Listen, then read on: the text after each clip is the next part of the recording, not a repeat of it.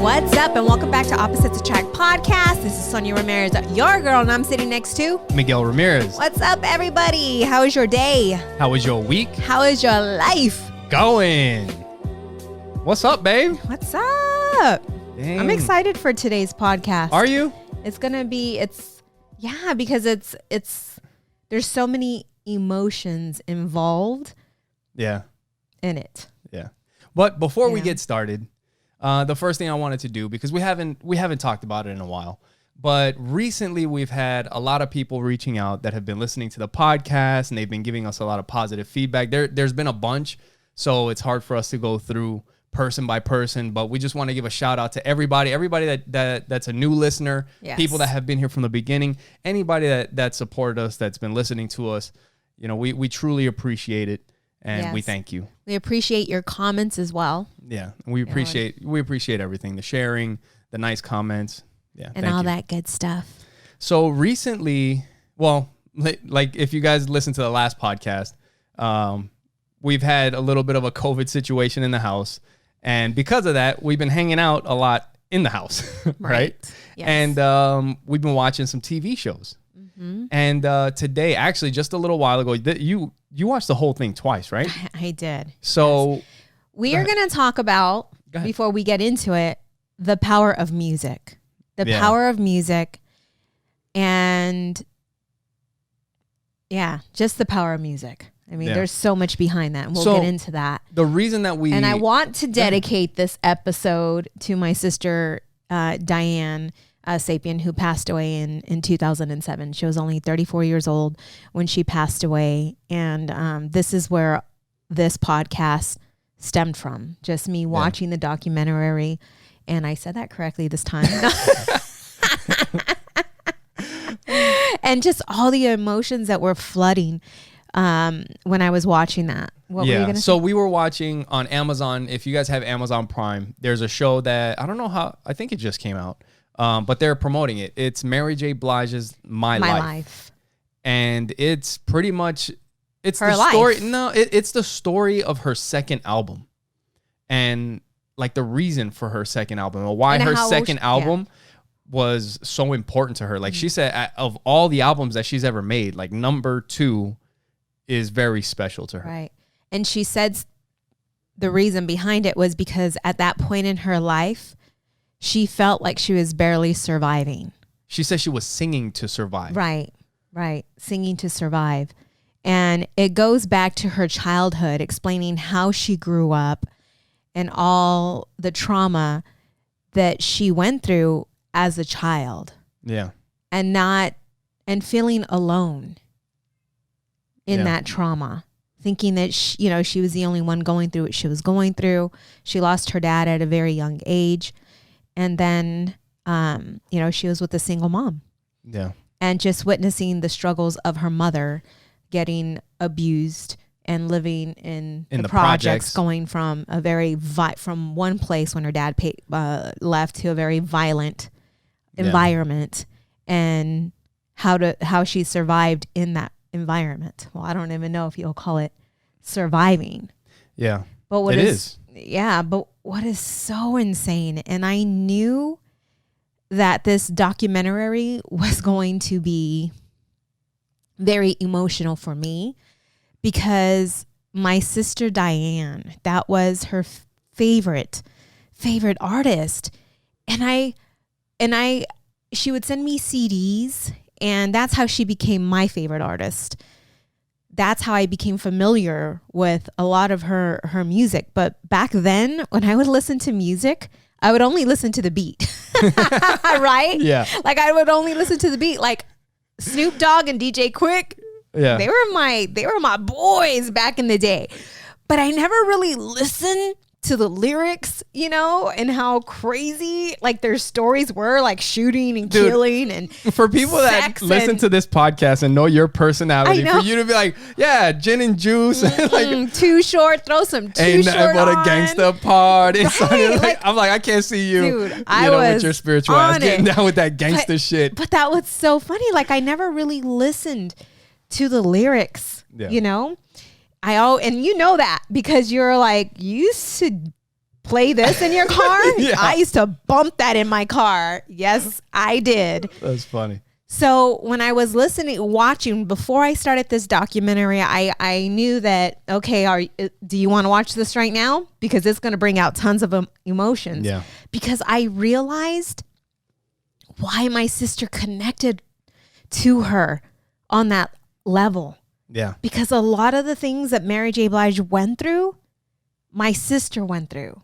Yeah. You know, like the whole, just the rough life, man. You know, my sister, she was very smart. She's a very, very smart, like book smart. You know, she graduated on the dean's list at San Diego University. But during that time, there were so many trials that she went through, you know, getting pregnant, being in love with this man, and then getting pregnant and him leaving. Yeah. Before my niece was born. Yeah. You know, and then having to go through that, not knowing how to drive, to being forced, like here's your car, because it was her car he was driving. He left her. Yeah. And she had to learn how to drive. She had to learn, you know, how to do it on her own. It's crazy. And then, you know, getting into the whole, you know, becoming independent, but with the child being brokenhearted. You know, like she always, and I remember her just always in her education, always like going, you know, to school. But then there's a point where she got into, you know, drugs, you know, and then, you know, she met someone, and this someone was into stronger drugs. And then just seeing the struggle, knowing the struggle that my sister was going through at the time, and her lack of, you know, confidence that she had because, you know, of the weight gain and not feeling good enough, not feeling pretty enough, not feeling that she can survive, and only wanting that love, you know, to feel loved. Yeah. You know, my sister was molested at a young age. And there was a poem that she wrote about it. Yeah. You know, and just knowing all the struggle, like, and knowing that when I would go see her, I had no idea that she was going through this at the time. Like, her truth didn't come out to me till years later. Yeah, she had passed. Yeah. Because for me, I was the younger sister, so. Well, I think you also had some growing that you had to do before you could understand and see it. Everything. Right. Yeah. Like, I knew that she would drink a lot, and I was never into drinking, not the way she would drink. Yeah. You know, and back then, like, you know, getting high, like for me, I stayed away from all of that. Just anybody that did that, it's almost like I judged them. Yeah. You know? Yeah. And so I wasn't living that life. So when I would go visit her, that's the life she was living, but she seemed happy. You know what I'm saying? Like, there was food in the house, the kids were happy. And you also everything seemed good.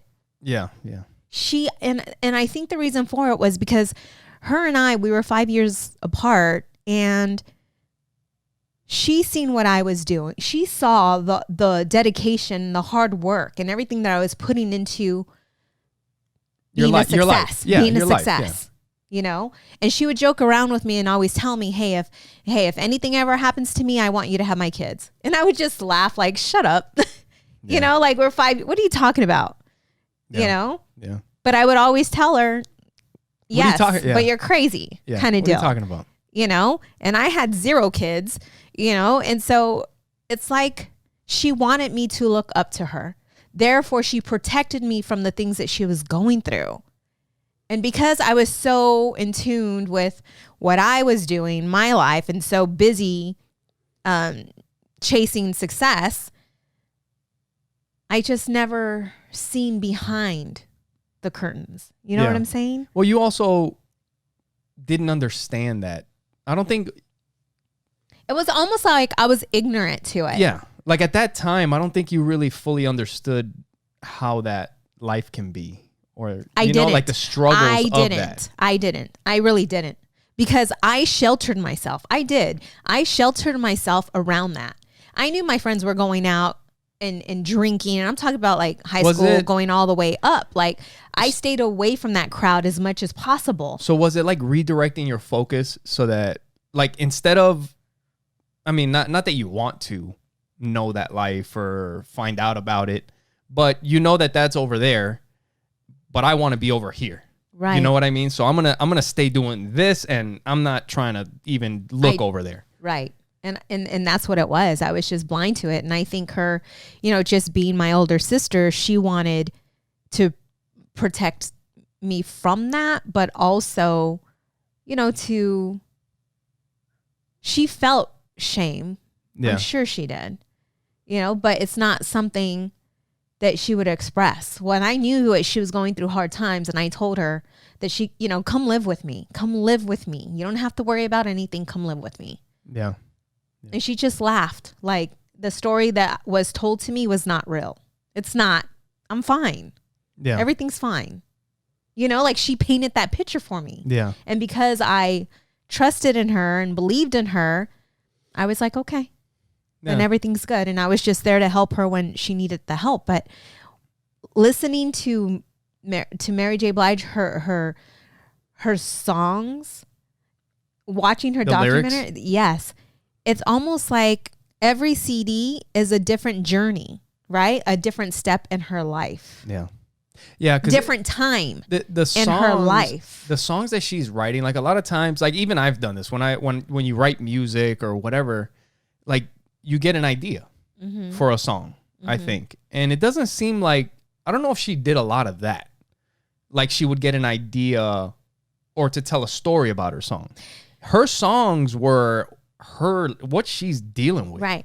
And her producer, is it the producer who writes the music for her? No, she wrote the music. No, not write the music, the beats. The guy who made the beats. Producer, right? She writes her music. So they were all in tune with her. They were all in tune with they knew where she grew up. Do you know what I'm saying? Like they knew her background. Oh yeah, they were from the same. They were from similar places, and at the time that she was writing it, they were also dealing with their own darkness and struggles, right. and that's what the document. What she shares is, I mean, it's such a vulnerable piece. Like her just sharing who she was, like growing up, and taking you through her journey. Through her music. Yeah.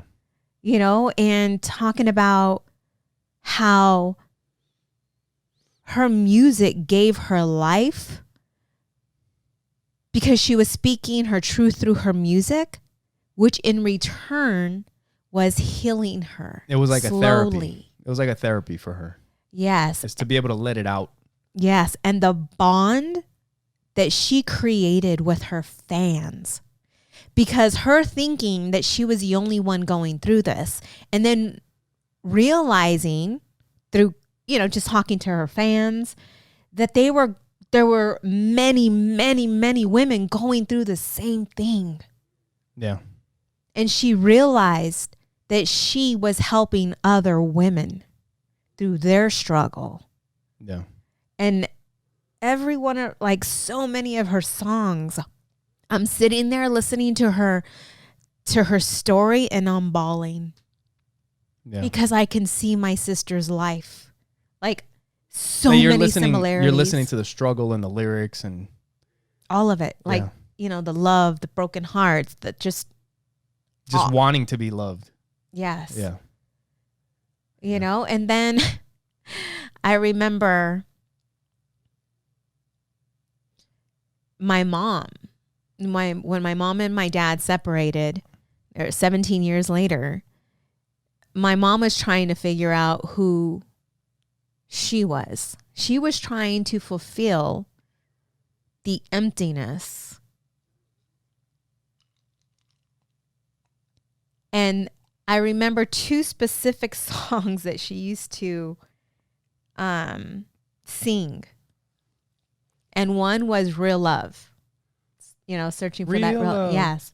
I'm searching for that real love. And she would go around, the house singing and in the mirror and so happy and full of life. And Mary J. Blige is sharing how she witnessed her mom doing the same thing. And that's what helped her to see the light, to see the sunshine. What was that song? Sunshine?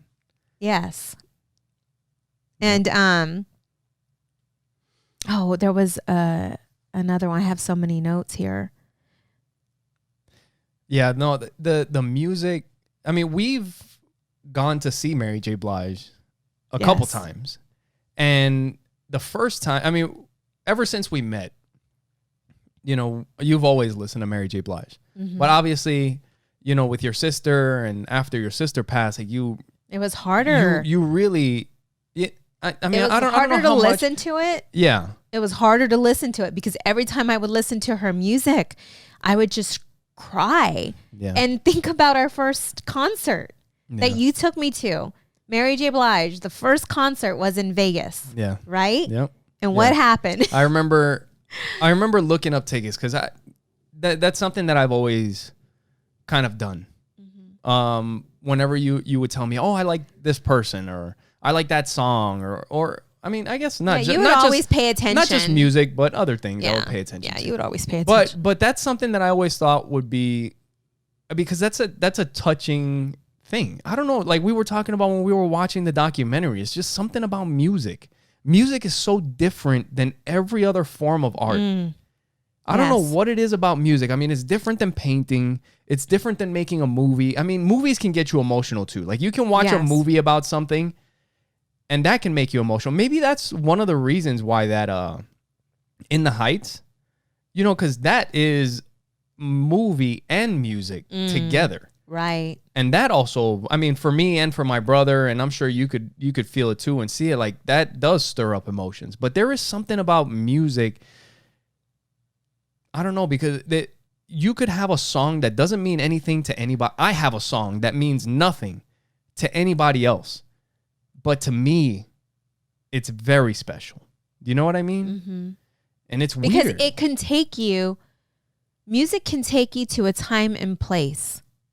Like, I mean, take you there where you can smell and hear, you know what I'm saying? Where you were at that time when you heard that song. And it can take you to a memory of someone that's no longer here. And maybe it was one of their favorite songs that they used to play and dance to. And it did something for that person that when you hear that song, it takes you back to that moment in time when you were with them. Yeah. And it makes it so real. Like so real. Yeah. And there's something in the memory, like something in the brain that music taps into.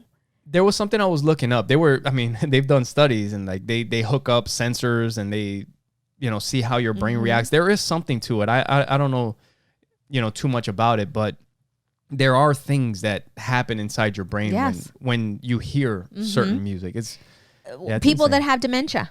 Yeah. I just saw something like that. Yeah. You know, they say play music for them. Yeah. Play music for them. Yeah. And there's a reason for it. You know? It's so crazy. Yeah. And so, the first concert that Miguel took me to in Las Vegas, Mary J. Blige. Yeah. I was a mess. So I'm thinking. Do you remember what year that was? You did. No, that was in the beginning. That wasn't. I know. That's what I'm thinking because my sister passed in 2007. It had to be maybe 2010. Yeah, it was somewhere 2011, around there. something like that. You know. So shit, that was like 10 years ago. Yeah. I was so excited. I was so just surprised. And you know, and I'm thinking to myself, like, dude, you did a good job. Like and the thing is, just like everything else, I didn't tell you. No. I didn't tell you. Yeah, so we went all the way. We drove from Phoenix to Vegas, and you didn't. I think you only knew that we were going to some kind of concert. That's all you knew, I think. But you didn't know who we were gonna go see. Right, I didn't know until we got there. Yeah. And like I'm thinking to myself, like we're going up there. I was like, oh, dude, you did a good job. She has no idea. We're gonna go see Mary J. Blige. She's gonna love it. And we get inside, and the show starts.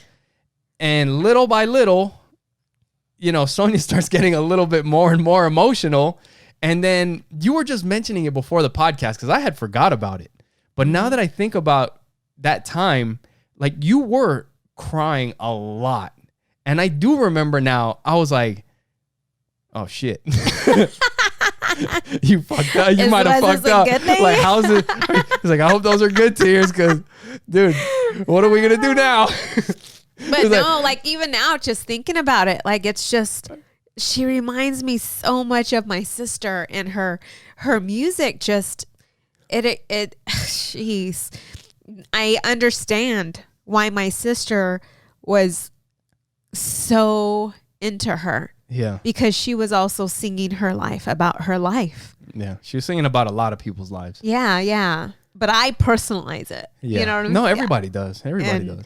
And it's been that way since she's passed. Like any, Mary J. Blige song, concerts, any of that, I'm just like a total mess. Yeah. And I'll tell you, man, when we went to that, we've seen Mary J. Blige twice. And both times, Mary J. Blige, and we saw Genuine that night. You remember, I think Genuine opened. Is that the... Yeah, I think it was Genuine.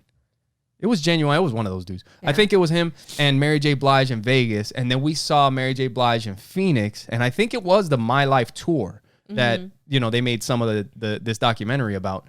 But it was Mary J. Blige and Nas that we saw here in Phoenix. And when I remember both concerts... But especially the Nas one that we saw here.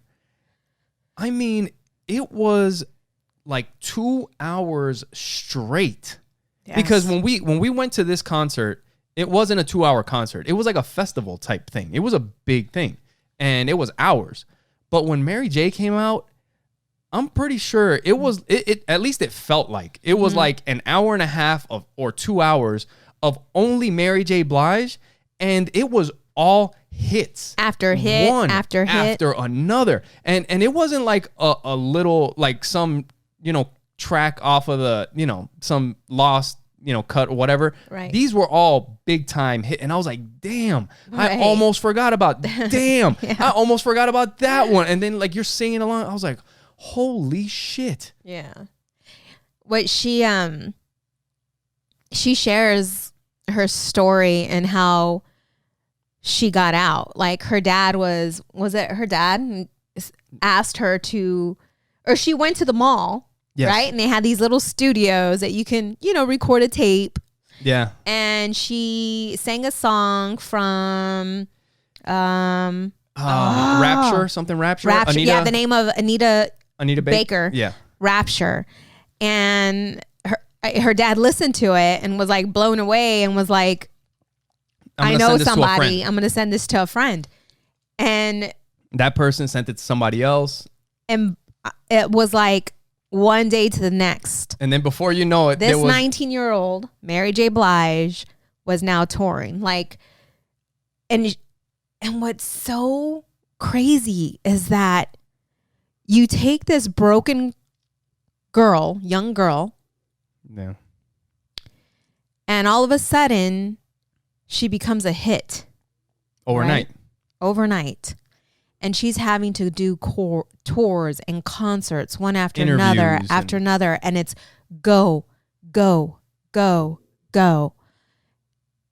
And even though she's having all the success, like she's dying inside, right? Like she had no time, like you said, no time to heal, no time to grow. She said it was hard to see myself as a success because on a success on the outside, because I was a wreck on the inside.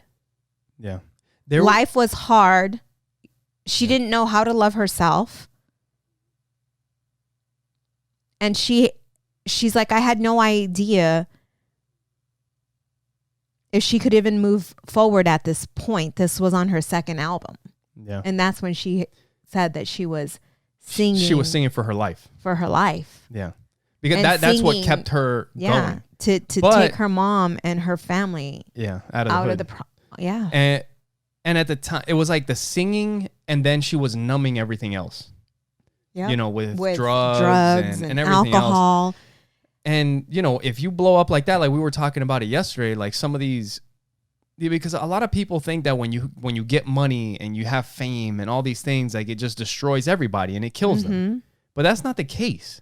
The thing is that if you have things that you have to work out, that's why a lot of times when young people that aren't ready for success have success, it destroys their life. It's not just young people. Well, what I'm saying is that a lot of times when you get older, like you think about different things. You have kids, you have more experiences. Like you start thinking about life a little bit differently. I mean, you can't say that, you know, if somebody gave you $1 million or a couple $1 million when you were in your early 20s, how would you be today? Right. You don't know because you're not the same person back then. You might have done some dumb shit with that money and it could have got you in trouble. It definitely would have got me in trouble. You know, it's just different. And she just focused on the singing and put it all into the music. And there was a part in the documentary when they were interviewing her. And she was looking at the interview, and you know, she's looking at the interview now, and that was 19-year-old her back then. Oh, being interviewed. Yes. And she could tell that whoever was interviewing her, she didn't like her for some reason. Right. She said that she didn't have good energy. Yeah, there was something about her that she just did not trust. Yeah. And she wasn't willing to open up and tell her the true story of Mary J. Blige. And she said that now, like the Mary J. Blige of today will always protect that little girl. Yep. The 5-year-old little girl that was molested. Yeah. And the 19-year-old where she felt lost and didn't know what to do. Like she, you know, when she hit success, she said, she's like, I had no idea what I was doing. I was just doing what I was told to do. Yeah. But she said that she got into a very dark place, like a very dark place. You know, and the only thing that saved her was the music, was that pen. Her writing down and getting it out. Her trauma, her hurt, her just everything. Yeah. And I think when you look at that, and I look at my sister's life and what she went through and what she gone through, like it's like you have to have some kind of outlet, right? You have to have some kind of outlet. Yeah. You have, whether it's writing it down. Mary J. Blige was that was her outlet, was the pen to paper, singing her healing, talking her truth, singing her truth. Yeah.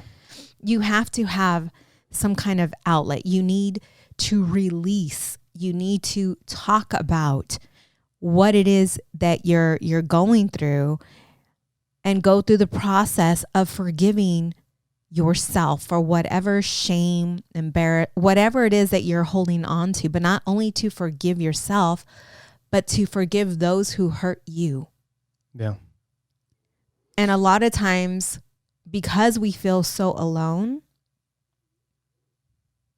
we don't talk about it. It's like we have this barrier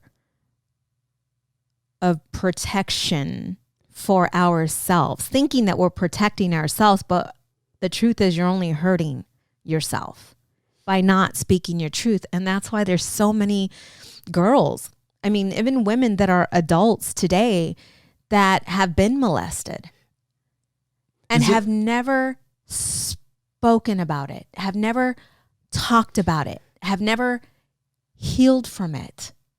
Is it because of shame? Yes. Because that's why kind of like I sent you this video a little while ago, and when I was thinking about, when I saw that part where she was talking about that interview and she saw herself that way, like that is a thing. Like we as people, like we're really fucking hard on ourselves. Right. Like really hard. I mean, when you think about all the things that are fucked up about us, like the shit, the deepest, darkest fucking secrets that you have that nobody else fucking knows, a lot of that shit came from when you were a kid. And if you think about yourself as a little kid, that's one of those things, I think we talked about it, like having a little bit more compassion for ourselves. Yes. For the kid that went through that shit. Yes. And in my room, because I knew that I feel, and maybe I am walking in my purpose and it hasn't came to light yet, because maybe there's still further healing that needs to take place. But there was a point I was, at church. I met this elderly lady, and I knew God put her in my life for a reason. You know who I'm talking about, right? Yeah. And I always knew that my mentor was going to be like 70 The little plus. old lady. Seriously, I always knew that. Yeah. And I started talking to her, and I told her, about my story, my spiritual journey, and she said, I have never done this before. She's like, but I feel that God is asking me to mentor you. Yeah. And she gave me some things that I needed to do in order to self-heal. Because I told her, I don't remember a lot of my childhood. I don't remember my mom and dad being together. I remember once they divorced. I remember having to go through some things, with my mom. Yeah. But I never, anyway, so she started taking me through these steps. Processing. Yep. And she said, I need you to get a picture of that little girl. Ask your mom, if she has any pictures of you when her and your dad were together. Oh, that's fucking hard. I haven't even looked at a picture of myself as a little kid in I don't know how long. Yeah. And I went to my mom's, and she found this picture, and I looked at this picture, and I was laying on a bunk bed. I was maybe 6, and I'm holding 2 dolls. And she told me, she's like, it's going to be a hard work. It's going to be a lot of work, and it's going to be hard work. She's like, but I need you to forgive. I need you to forgive the 7-year-old you. I need you to forgive that 5-year-old you, and know that whatever she went through, whatever trauma, whatever hurt she went through, it was not her fault. That's tough. And she said, I need you to pray, and I need you to sit in silence, and I need you to take yourself there. Just sit there. She's like, and things will start coming to light. Things will start coming to light, and you will slowly start to remember things. And I know you remember this, because I started to remember things that happened to me as a little girl. Yeah. And I was in the house, right? For a week or so, I think. And I was just a mess. Like, I was a mess. And there are still things that I still feel that I haven't gone through yet, because I stopped the process. Yeah. Right? Like, COVID happened, I think. Something happened. I don't remember. Maybe, yeah. Something happened, like, and I stopped the process. But I started to remember things that that I didn't remember for the life of me. You had shut out for a long time. Oh my goodness. Yes. What did you want? What did you want as a little girl more than anything?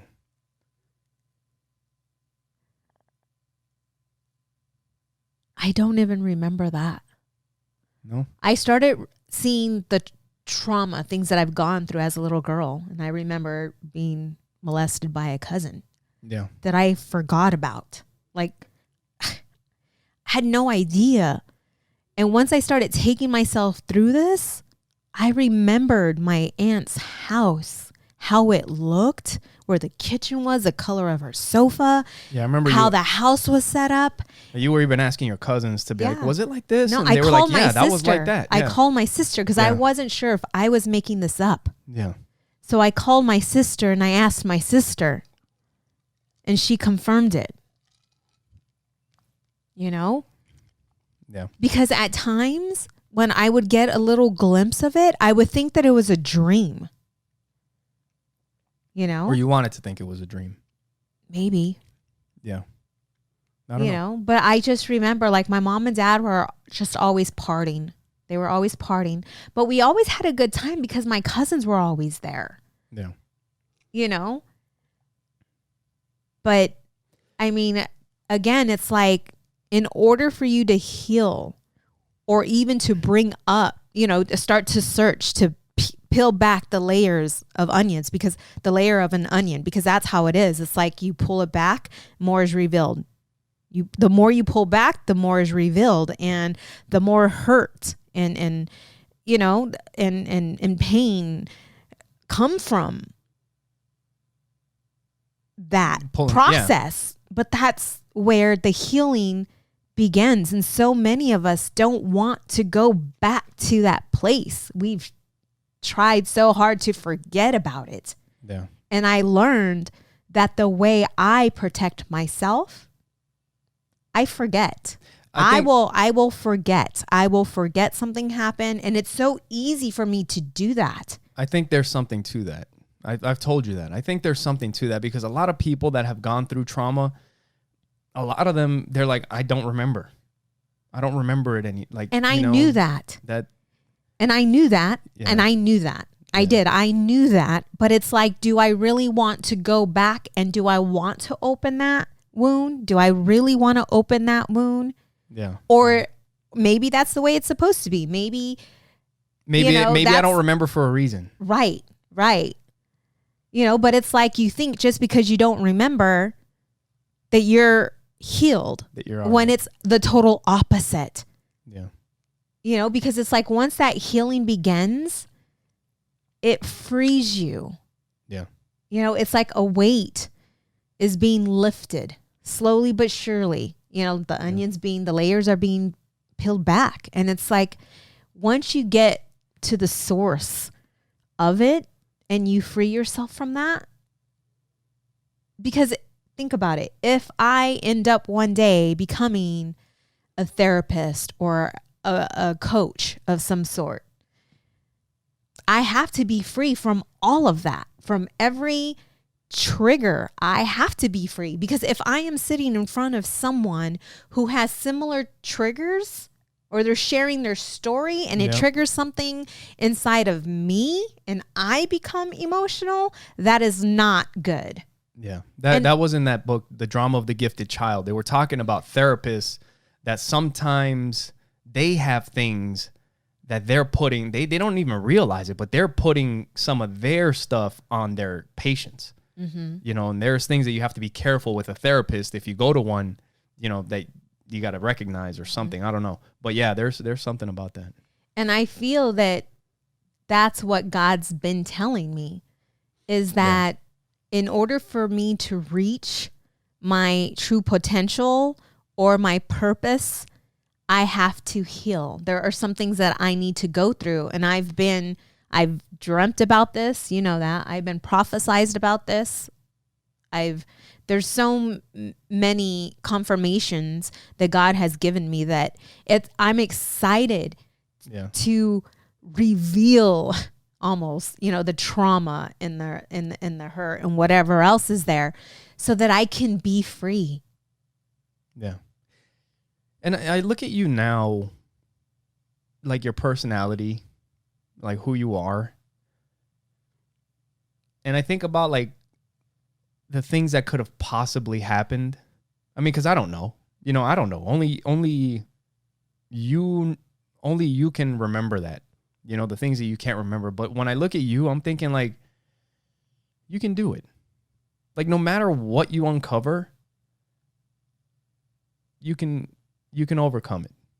Like you're at a point where no matter what is revealed, you'll be all right. Yes. At least that's the way I see you. And I feel that way now. Before I was very scared to open that door because I didn't know where that hurt was going to come from. Yeah. You know? Because even though I came off as a very confident, secured, independent woman who didn't take shit and didn't owe shit to nobody. Like that's who I was, right? Back then. You know what that was? It was a major overcorrection. It was a major overcorrection for your childhood. Like the things that happened, like you wanted the security, the stability. And you're like, I'm not trusting anybody with this shit. Like it's on me. You know, if I want security, if I want, like, at least that's the way I think, you know, like, because that's one of the things that you've always talked to me about is that that security, not like always like you don't want to be struggling your whole life or always wondering, what am I going to do now? Yeah. You know? Yeah. Where am I going to be tomorrow? Yeah. And I think the security the security and the consistency played a big role, because when my mom and dad separated, I moved around a lot. Yeah.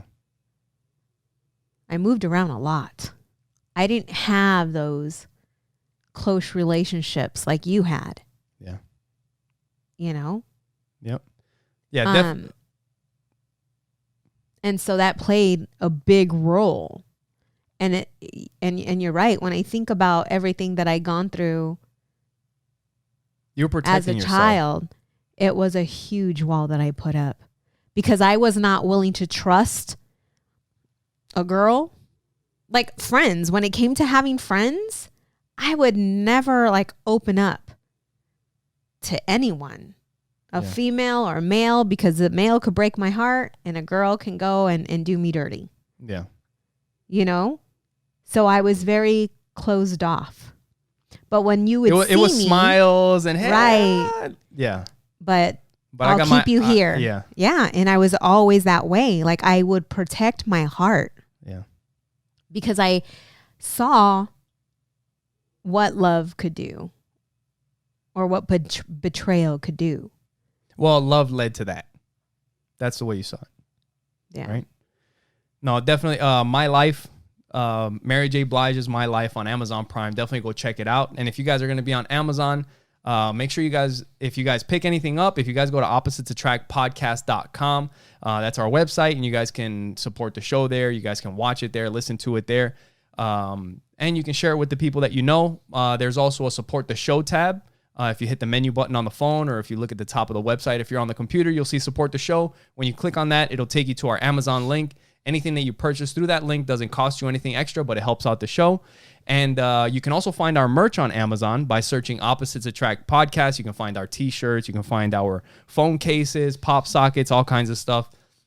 Just search Opposites Attract Podcast. And you'll also see a link to Trust Inc. on our website. And Trust Inc. is? We are a nationwide mobile notary and signing agency. If you are in the process of selling, purchasing, or refinancing your home, you can request Trust Inc. to be your signing agency. Yep. And you can go to Trust Inc. directly by going to trustinkusa.com. Look us up on Google. Check out our reviews. We're not just saying that. We have great reviews. People love us. So make sure you request Trust Inc. And if you guys are thinking about starting a podcast, you can use promo code OAP for Opposites Attract Podcast with Libsyn, which is who hosts our podcast, and they distribute it to Amazon, iTunes, everywhere where you listen to podcasts, they distribute it there. And you guys can use our promo code so you can get whatever month you sign up in for free, and the next month for free, just for trying out Libsyn, promo code OAP to get your podcast started. So yeah. Now, I wanted to ask you, like, what do you have any songs that bring up certain emotions? Because there's so many songs and that stir up a lot of emotion. Yeah. What are some of the songs that have like the biggest impact on you? I'm sure there's a bunch of Mary J. Blige. Yeah. Just Fine is one. Just Fine, I know, is one. That one's huge. When I think back to my like my 20s, like mid 20s, and just, dude, life was good. Like I was at my age, I felt like I was balling, like had my own house and had my own car and bought my own diamond ring. But a song that gets me is No Scrubs. Dude, for real. Like, get the hell out. No Scrubs. Hey. Because I was that girl. Like, I was like, no Scrubs. Like, for reals. You trying to talk to me in your friend's car, You know what? In your best friend's car? Nope. Trying to holla at me. And I can feel that pride, that confidence, that girl comes back. Like, that girl comes back, but I laugh. It's so funny because I remember being in my Nissan with my 18-inch rims. Like, I remember, with my two 15s in the back. Like, for real. Like, blasting that. Windows down, cruising Central Phoenix. Like, That's what's funny. up? Like, my shit did not stink. And my car was always on point. That's so funny. You know, I think upstairs in my CD case, I have the Sporty. I probably have I'm the only person that bought the Sporty Thieves album. You have no idea who that is. No, I don't. They wrote the response to No Scrubs. I heard that. Pigeons. I remember. No, I don't want no pigeons. Right. I remember so that because we were talking about that and that song came on. Yeah. And yeah, so that's funny because that was one point in my life where I was feeling good. You were and I feeling was like, yourself. I was totally feeling myself. And then I started to think, what is another song in a different stage in my life that brought me to that feeling? Okay. And you know which song it is? What? This girl is on fire. Because that one's special. I just hit a certain point in my business. I was an entrepreneur at that point in my life. Yeah. You know, and it wasn't like entrepreneur. I'm broke with lint in my pocket. No, it was like you were doing it. No, we were doing it. We just got into the profiles of success with Legal Shield. Like the money was on point. Our team was on point. And I remember that when we hit executive director, I think it was in 2013 maybe, that's when we brought Betty and Bruce. And dude, our team was freaking rocking. Like we were just killing it. You know, and I remember all of us girls like playing that song and just jamming out. Like that was our song at that time. Yeah. And that's another moment in my life This girl's on that fire. I had hit. Yeah. You know, like success, like worked really hard at something and we hit it together as a team. And it's just amazing when I think back of the success that we had and that with everybody that was involved and how good it felt as a team to win. Yeah. That's cool. You know? Yeah. And that's what that takes me to. Yep. You know? And then just fine. You know? Just fine. Yep. Like everything's going to be okay. Everything's going to be, that's another song. But there's so many of them, but there was a bunch when I was growing up. I mean, where I grew up, it was rough sometimes. I mean, at least, I don't know, like looking back when I was younger, I would be like, yeah, it was rough where I grew up. And then as I've gotten older, I've kind of gotten like, it's not so bad. But then when you really do start going back to think about it, it's like, dude, you've seen a lot of shit. You've been through a bunch of shit. Like that's not regular shit that people go through. You know what I mean? So there's a lot of songs, at least like the hard rap songs that I would hear. I don't know. Sometimes it was almost kind of like I don't know if it was like a not confidence builder, but it was one of these things that people survive this shit. You know, like for some songs that you would hear, it was like people do make it. Like not everybody ends up in fucking dead or in jail from this, from this stuff. Right. And there was one, If I Ruled the World. Oh, yes. By If Nas. I ruled the world. That was kind of like, it was like a ghetto fairy tale. Like when you listen to it, because the way he's rapping, like I remember being a kid and he's rapping about shit that I can understand. Like I like when he was talking, I played in those projects. I played football in the Queensbridge projects. Like I remember going there for a football game. And I mean, they were listening to the music, like you understood it. But at the same time, it was like having a good time in kind of like a hood way. Right. So I could really relate to that song. But there was, but not just that, like the relatability of the song, but there's just certain songs, and it doesn't even have to be like a song that I could relate to. Because I was telling you, there's that Janet Jackson song, Together Again, which you would never guess. Like if I love rap music and all that Janet Together Again is not something that you would think that it's like, oh, fucking Miguel likes that song. You know what I mean? But it brings back memories, like certain memories, and that takes me back to a moment. and I've told you this before, but that song, when I hear it, instantly, I see white walls and offices everywhere. And that was one of the big songs because radio plays the same thing over and over and over again, right? And I used to go work and clean offices in Manhattan. With your grandmother. With my grandmother. And that, you know, at the end of the night, there's nobody there. And I would go into the office and I would see somebody's radio. And I would just, and because it's somebody's office, I can't be fucking with their radios. Yeah. So I have to leave it on whatever they have it on. And if I want to listen to music, I just play what station they left it on. I mean, I guess I could switch it back, but I didn't want to fuck with people's stuff. So I would just leave it. And I think it was Z100 in New York. That was the station. And I would dust desks. I would take out the trash. And I remember for some reason that Janet Jackson song, Together Again, the beat, the music, I just remember being fucking happy working. Yeah. I could have fucking worked all night. Yep. I did work all night. I think I did work all night. Yeah, you talked about sleeping. I think I might have worked all night. But you know what I mean? It's just so crazy. There was that. There was another. There's a Big Pun. Big Pun was big too. There's a song that Big Pun has that is, it's 100%. That's what it's called, 100%. But it's got this Spanish beat. And it's got like I mean, one of the first words of the song is, Puerto Rico. And they start singing. And it's like, it has like a salsa hip hop beat. And I remember listening to that song. And for anybody that was growing up at that time in New York to hear a Latin beat like that, it was like, what the fuck? Like, that's our shit. Yeah. Do you know what I mean? Like, it was crazy. Like that always takes me back. That song. Music, because I was thinking about us, like a lot of music. The music that takes me back to when we first started dating was Sean Kingston. Yep. Beautiful Girls. Yes. Want to sing it? Beautiful girl. I just remember you just with your head.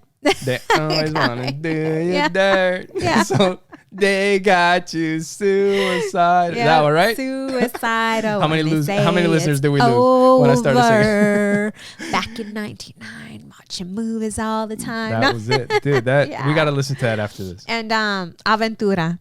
Yeah. Aventura. Son las 5 de la mañana. Yes. Yeah. But I can listen to any, like I'll be, in the car and I'll put on just some bachata or salsa, like that just all reminds me of us, because normally like we've been sick these past, I had COVID first, then Miguel ended up getting COVID. And we hadn't spent time together. Like I was, for reals, like just lonely. And last night we finally, you still have COVID, but yeah, I think I'm good around you. But last night we were, in the kitchen together and just hanging out together. And it felt like such a long time. Yeah. Where you and I just connected and had fun together and laughed together and just spent time together, and just listening to music.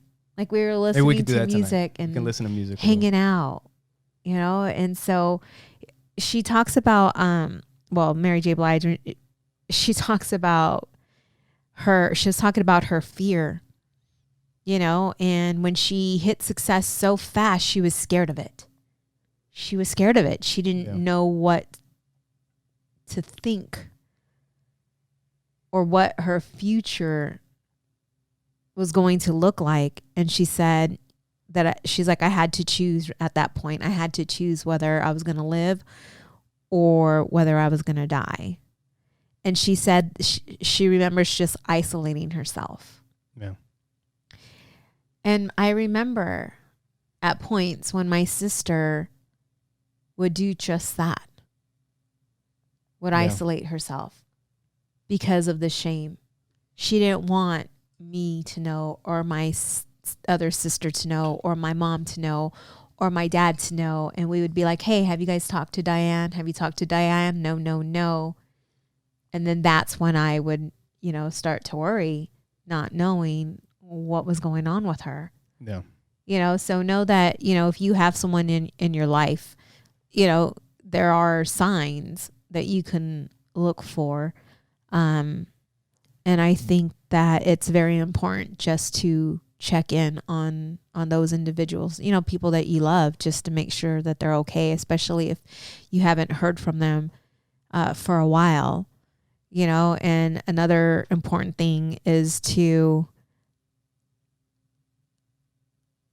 I was talking about it earlier, just having an outlet, whether it's working out, whether for me, it was working out, but my outlet is God. It really is. My outlet is God. My outlet is knowing, and it's what Mary J. Blige said. It's knowing that there's a God and that you will always be loved no matter what. Yeah. And God is my outlet. And so that's why when you and I, get into some, when we get into our differences with our spirituality and belief, like I feel torn at times because I'm like, how are you trying to take this from me? Because that is my outlet, and God is what keeps me together, and God is that's where I go. He is my resource to everything. And you can see me as weak, you can see me as, and it doesn't matter to me, because I know that you feel like you have everything within to handle anything. That's how you think. Anything you want to, any disappointments or depression or anxiety or anything you're going through, you have it within yourself to heal or to come out of that, because that's who you are, But for me, I know that I have everything I need to get out of a dark place, but God is my outlet as well, right? It's and it's hard to explain, but it's knowing, what is having a resource when you know that you're going into this dark place. Like, what can you do to pull yourself out, and what are some signs, and catching those signs at the very beginning. Like, I know that my sign is watching a lot of TV, and you know that now because I've talked to you about that. Like, if you see me laying around, and sometimes it was easy to do because you would work, right? Like, you would go to work, so you didn't know. Yeah. But for me, to numb me from whatever thoughts or anything that I'm going on, I would turn to TV, and that was it wasn't my outlet. It was how I numbed myself. Yeah.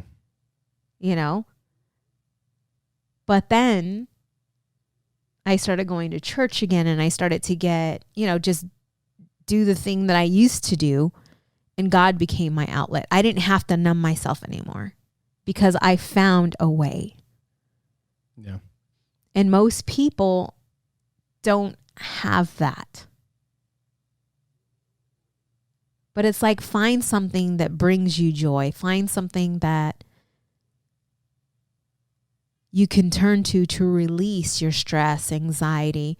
But if you don't get to the root cause of it, it's always going to come about. Because I haven't, since I've been through my healing process. Which is not done yet. But I almost feel that it is. Yeah. Right? I feel that. I mean, you're still working on it. Right. Yeah. But the insecurity that I felt coming from my abandonment issues and insecurity issues, my daddy issues, that has been healed. I think you're at a point now where if you have certain emotions or certain feelings, you're going to recognize it sooner, right? And you're going to be like, where's this coming from? Right. Instead of just being in those feelings and like, oh, I can't. Like with you. This and that. Because a lot of the insecurities came from daddy issues, right? Yeah. Which have been forgiven, like 100%. I have forgiven, Yeah. My dad, and I love him unconditionally, like wholeheartedly. Like I feel that in my heart. I'm not just saying that because it sounds good. Like I forgive him and I love him. Yeah. And I want the best for him. And I have that unconditional love for him. And a lot of us, when we look at our parents, we don't look at them as they were once a child and they also went through trauma and maybe they have not been healed. So how can you judge them? Yeah. So it's weird because I can forgive him because I know that there are some things that he's gone through that were not his fault. There was something that I've mentioned and it on it's here. seeing the child within. Yeah. There was something that we saw on a documentary. I think it was a Tony Robbins. I think it was called I Am Not Your Guru. It's on Netflix. But there was a part where there was this lady, she was asking him questions, and it was something about her dad. Mm-hmm. And it was like she kind of held a grudge against her dad or something like that. And it was one of those things that because of the way he was, I mean, it doesn't always work this way, but because of the way he was, she turned out the way she did, which was a good thing. Like she turned out a certain way because of the lack that she had as a kid. Right. And it's like, Tony Robbins was kind of telling her, he's like, hey, if your dad wasn't that way with you, you would not be the this person way you are today. with your children. And when he said that, I was just like, holy shit. Because that's exactly you. And yeah, exactly. And that is... You're the dad that you've always wanted. Think about that. Yeah. You're the dad that you've always wanted. And you are the husband. I pay attention. I pay a lot of attention because because that's what that is. When I was asking you, like, what did you want? That's all I wanted. As a little boy, before I started working, before any of that stuff, when you're an innocent kid, when there is no bad, that's all I wanted. Was to be with my dad. Like it was me and Joey, like buddies. Mm-hmm. Yeah. That's when I was a little. It was like I wanted my dad to be my best friend. And I was always with my grandmother. Everywhere I was always thinking about I wonder where, when is he coming home? Where's he at? He's probably on his way. That's all I wanted. Mm-hmm. So with you, and I've always seen this, but I'm your wife. So I can talk to other people about what's going on within them, but it's always been very hard to talk to you because it's very personal. You're my husband and I feel that you see me a certain way and that what I tell you won't take serious because of that. Like you would have to go speak to a therapist. Kind of like we do to each other. Because I think that's in relationships. That's not just me and you. Really? I think that's in relationships. Like usually it takes talking to somebody else for you to hear what the hell, you know what I mean? Because because it's not just one way. Because there's a lot of stuff that I've told you and then somebody else tells you and you're like, oh, okay. But I'm talking about because I know your trauma. And you have an issue with rejection. And you don't see it, but I see it in I see it in a lot of relationships. And you're the way I used to be. Like if someone rejects you or hurts you, or you have this wall of protection up and you can release someone out of your life and be okay with it and just move forward. Yeah. You know? And I used to be that way. In my past relationships, there was no going back and forth, back and forth, back and forth. Once you did something to me, or once I was done with you, I was done with you. Like, well, I don't care if we were together for I was in a relationship for 5 years. But it's not, I don't know. And I was like, done. Not that I was an asshole about it, but I was just done. I would never go back and forth. The thing with me, at least with me, but I can do that.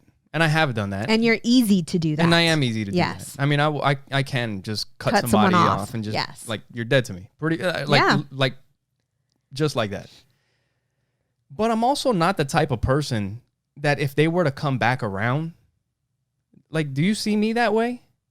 If they were to come back around, I would be like, you're dead to me. Mm-hmm. Am I that way? Because I'm not that way. I don't think I am. I mean, no, I don't think you would. I would give, you might have to prove me wrong. Right. You're not going to be the first one to step in. No, I won't. No. I'm not. I mean, hey, if you fucked up and like whenever you feel you want to come around or whatever, then all right, cool. But I don't need you. I got what I need. I don't know. At least that's, I don't know. No. And that doesn't, for certain, I don't know. I don't know if it's like that with everybody. There are certain people that doesn't matter. I'm always down. Yeah. But yeah, the music, it's incredible. Out of all the concerts that we've gone to, like there's certain ones, even like things that you wouldn't guess. I mean, we've been to country concerts. We even saw Matchbox 20. That was me. that Matchbox, going to see Matchbox 20, which is not something that you would think that I would be like. I think we ran into somebody from Legal Shield, and I think they were like, "The fuck are you guys doing here?" You know what I mean? But it was but it's one of those things. It's the same as the Janet Jackson song. That's why we went to that concert. You know what I mean? Because that was a different type of concert. That wasn't like the music that we typically listen to. Right. But those songs from that time also have that, that's part of that cleaning the offices thing. Yeah. It was in that same time. So that's why going to that concert, even though I may not relate to it, but that music takes me back. It takes me back to that. Listening to some Matchbox 20 songs takes me right back to that white walled office with all the desks. So and that's maybe that's what it is. Like I'm thinking about it now because if I think back at that time, I wasn't thinking about anything. Anything. Yeah. At all. You were young. You were good. All I was doing was bouncing around that office, listening to music and working. Yeah. I wasn't thinking about you didn't have a care in the world. My friends getting in trouble. Right. I wasn't thinking about sleeping in the office overnight or the shit that was happening at school, the fights, everything. I forgot it all. I just listened to the music and worked. Yes. That was it. The power of music. And even still when I listen to those songs, like it's a good memory. And there's a lot of songs, like I was saying, there's those songs that may not mean much to other people, but they mean the world to us. Right. There's a song that nobody would ever even remember. I mean, I think it's probably got a couple thousand views on YouTube maybe, but there's a song, El Humo del Cigarrillo. It's a really old song. And that song reminds me of my grandmother. And every once in a while, I'll listen to it. It's hard because that reminds me of my grandmother and my grandfather, her husband. My grandmother remarried. And from what I remember, or from what I was told, is that when I was a baby, I would cry or whatever, and he would walk me around the apartment, in my grandmother's apartment, until I would fall back asleep. But that song reminds me of them sitting on it, because they would put music on, like they did back in the day. They would put the music on, light the cigarette, pour some whiskey, and just drink and cry. You know what I mean? Right. But they weren't like sad cries. It was like a happy cry, I think. At least from what I remember. But that song, The Lion Sleeps Tonight. Oh, yes. Your Nano. I remember being in his big ass car and he had a cassette tape in there. That he had that song. It was like the same song like 20 times in a row. He would get in his car and it was The Lion Sleeps Tonight fucking 10 times in a row. Oh, we mow it. Oh, we mow it. Oh. I'm telling you, man. Man, it's so cool. Yeah. So the power of music. You know. So for all of you listening, yes. You know, use that power. Use it for good things. I mean, music can change your emotions. We've talked about it. If you're sad, think about something that makes you happy. Put something on. It has effects. It can change. Was that fucking what was that? What? Don't worry about a thing. We were in the kitchen, because every little thing gonna be all right. You cannot not smile. I know. Was that last night? I think so. It was, huh? You know, it's like the world's falling down around you, but hey, put on, what's the name of it? Don't worry. Yeah. No. Everything's gonna be all right. Yeah. Yeah. You got anything before we get out of here, babe?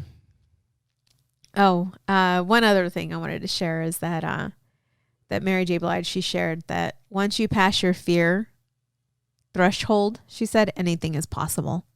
Once she got over her fear of success, like just fear of everything that she's gone through, everything that she experienced as a child, and once she healed, and once that fear was no longer there, she says, once you pass that threshold, anything is possible. Yep. And another thing that I don't know if people think about this all the time, but another thing that music can do is it can motivate you. Yes. There are certain songs that when you listen to them will fucking fire you up. Yeah.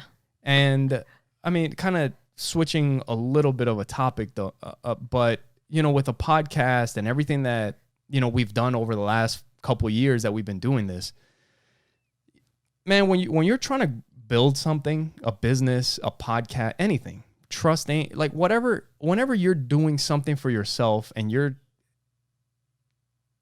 trying to do something different, it is going to be hard. It is not easy. Because you're going to feel like at a certain point that you're going to start to question whether what you're doing is worth it. You know what I'm saying? Like all the time and energy and money. Or if you're doing things right. Like you just don't. But over the last, I mean, we've hit this thing hard, you know? And one thing about setting up goals is if you don't have them, you can fall back to zero, to nothing. Yeah, because because when we started this year, we had certain goals, or I had certain goals that I wanted to reach for the podcast. There's a bunch of goals that have fallen off. And do you want to know why? Why? Because we're not in this together. Yeah. Well, saying. Okay. I'm just saying, and that's something that we can talk about on the next podcast. We can get into that. I think we can get into that. Yeah. But either way, like when you set up certain things, kind of like just us doing a podcast a week, dropping 3 videos a week. Like there's a lot of other things, but the foundation of what we've built, because of how we've done it, regardless of what happens, whether I feel like we're making progress or not or whatever, there's a certain minimum that I'm going to maintain no matter what.